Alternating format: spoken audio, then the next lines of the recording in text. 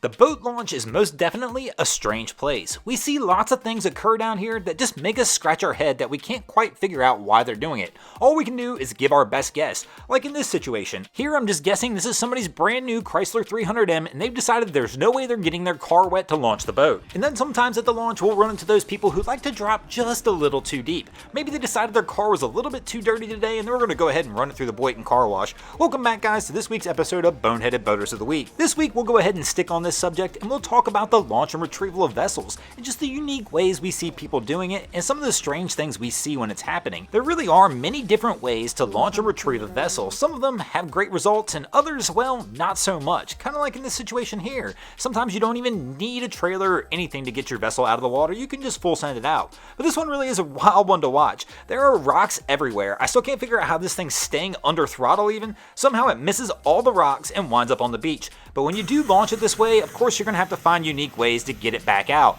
So you may have to get a tow vessel to come in and just tow your boat back out into the water. But sometimes you'll have to be a little more inventive than that. There's not always going to be a tow vessel readily available when you're ready to get your boat out back onto the water. Kind of like my friends at the Florida Ski Riders found out this past week. They held their annual Dunedin Causeway Winter Ride, which usually has over 200 PWC participants. This is such a large event, these guys actually hold a tailgate the night before and everybody goes out and has a good time before they launch the next morning. Well, apparently their lead boat decided to have too much of a good time. Nope. This is going to Broncos group. Apparently the guys fell asleep and when they did, the boat was floating and when they awoke the next morning ready to launch, of course it was not.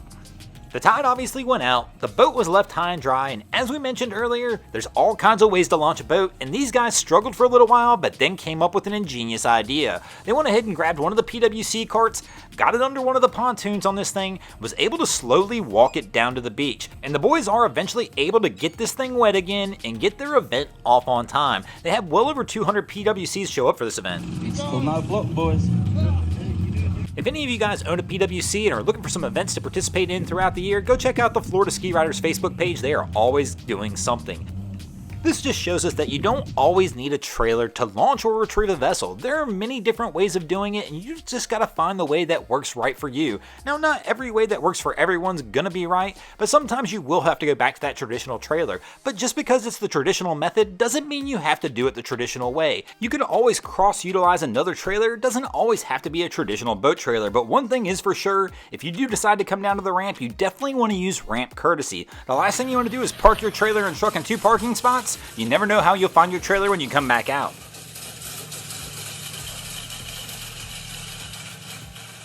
Now, just because somebody does choose to go that traditional route, go ahead and use a boat trailer, it still doesn't mean it's going to be a traditional event, kind of like we saw in the first clip. Just because you're using a boat trailer, everybody's got their own way of getting that trailer hooked up to the vehicle. And sometimes it's going to take more than being towed by a vehicle, sometimes you may have to tow it with another vessel.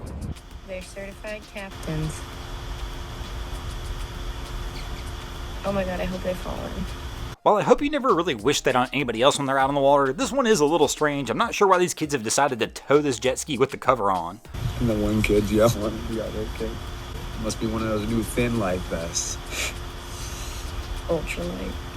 Now, sometimes you'll be fortunate enough to be able to go ahead and use your vessel's own power to go ahead and bring yourself back into the dock, but that doesn't always turn out the way you expect as well. Sometimes you're going to have to battle weather and other conditions, and it can make it just as difficult as anything else. Just like the RNLI found out when they decided to move this boat to another dock in Scotland via the water during a storm. But even if you get that boat to the dock successfully, that's only part of the battle. Of course, we all already know you're going to face a whole new set of challenges once you get that boat over to the dock. In fact, in boating, honestly, a lot of times, this is where the real fun begins because you never know how this one's going to turn out as it's different every single time. Thanks for watching, guys. I hope you enjoyed this week's episode of Boneheaded Boaters of the Week. If you ever see anything crazy happening on your waterways, be sure to hit me up on Facebook or Instagram and let me know, and you might see your stories over here. Just like Amish Putel, Aaron James 1987, Dasha Hanna, Miami Boat Ramps, Mike Cummings, Nora Hanavas, Powell Heads, Troy Lips, and Wesley A441 did this week. And if you guys haven't already, go ahead and drop an anchor on the subscribe button here.